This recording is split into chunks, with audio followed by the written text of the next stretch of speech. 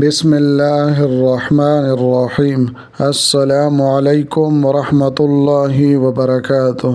عزتمند مسلمانانو ورونو او خويندو، امید لرم چې تاسو بروغ جوړ بئ او خوشحال بئ. زما د الله رب العزت نه دا دعا دا سوال دی چې تاسو چرته هم یې، الله رب العزت مو همیشه د پاره روغ جوړ خوشاله و آباد ساته، امین. عزتمندو، نن د یوې نوې او خاص وظیفې سره زه ستاسو مخکې حاضر یم. نن درته محترمو د جمعې مبارکې د شپې یو ډیره خاص او عظیم الشانه وظیفه بیانوم، او دا وظیفه زما عزتمندو د سورة یاسین ډیره خاص او ډیره عظیم الشانه وظیفه ده، ډیره اثر لرونکې وظیفه ده. د ستاسو حاجتونه چې ناممکنه حاجتونه وي، ناممکنه مقاصد او ناممکنه پریشانه او مسائل دي، کریم رب دغه ناممکنه حاجات د ستاسو پوره کی. دغه ناممکنه پریشانی او مشکلات به الله جل شانه ختم کی. زما محترم او د رشتې د پاره او د محبت د پاره ډیر خاص وظیفه او عمل دی. ان شاء الله تعالی الله جل شانه به د ستاسو د ژوند هر حاجت پوره کی او هر مقصد کې به الله جل شانه کامیابی درکړي، او د زړه سره جایز تمنا دی وي، کریم رب دغه جایز تمنا د ستاسو د زړه پوره کی.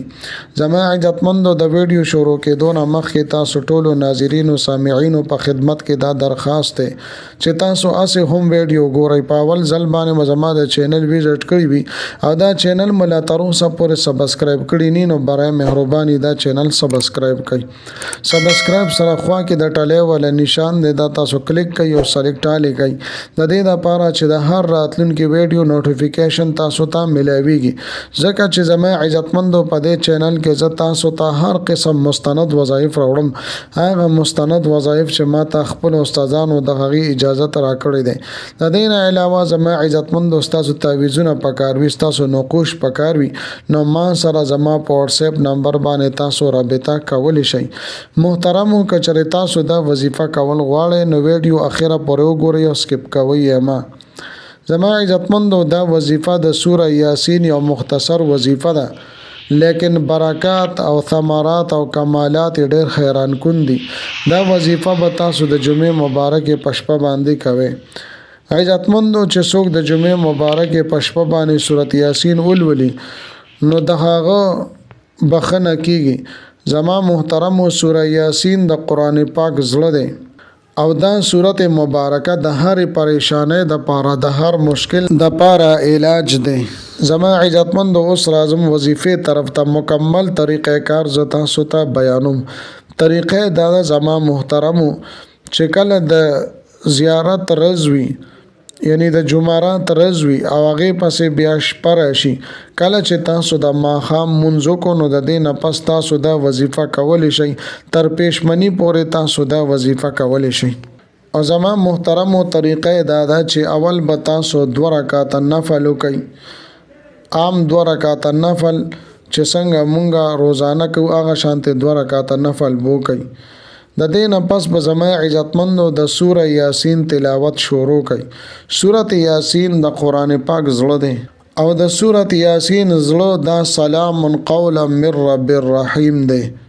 نو زما عزتمندو، تاسو به د سوره یاسین تلاوت جاری ساتئ. کله چې سلام قولا من رب الرحیم آیات مبارکه ته تاسو رو رسیدئ نو دا به 111 مرتبه یو سل 11 پیره به تاسو د دې آیات مبارکه ورد وظیفه وکئ. د دې نه پس به زما عزتمندو سوره یاسین تاسو مکمل کړئ. په دویم ځل باندې او بیا تاسو سوره یاسین د سره شروع کړئ.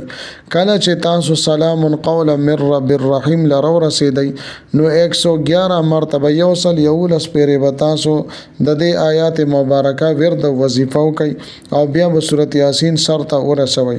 په دریم ځل باندې زما عزتمندو بیا سوره یاسین د سره شروع کړئ، او سلام قولا من رب الرحیم آیات مبارکه چې تاسو رو رسیدئ نو 111 مرتبه یو سل 11 پیره به تاسو د آیات مبارکه ولولئ. د دې نه پس به زما عزتمندو 3 پیره درود شریف تاسو وایي. خدا د چې درود ابراهیمی تاسو وایي نو مخکې او وروسته به تینا درود شریف وایي.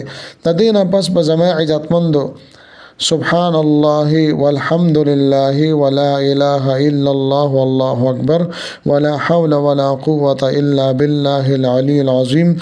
دا به ولولئ او بیا به د دعا د پاره لاس پورته کې د الله رب العزت نه په عاجزه انکسار سره توجه دیان سره د خپل مسایلو د حل کېدو د پاره د الله رب العزت نه دعاګانې وغواړي.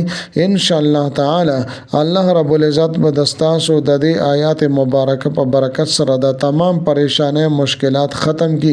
تاسو حاجتونه به الله رب العزت پوره کی، په خپل مقصدونو کې به مو الله جل شانه کامیاب کی. د رشته مسله وی، د محبت مسله وی، ان شاء الله تعالی الله رب العزت په تاسو ته پاغي کې کامیابی در نصیب کی. زما عزتمند امید لرم چې دا ویډیو دا وظیفه بس تاسو ډیره زیاته خوښی وي. که ویډیو مو خوښی ویډیو لایک کړئ، چینل سبسکرایب کړئ. ملاوي غم به تاسو سره په بل ویډیو کې بلی وظیفه سره تر هغه وخت پورې ماته اجازه راکړئ. د لوی الله په امان.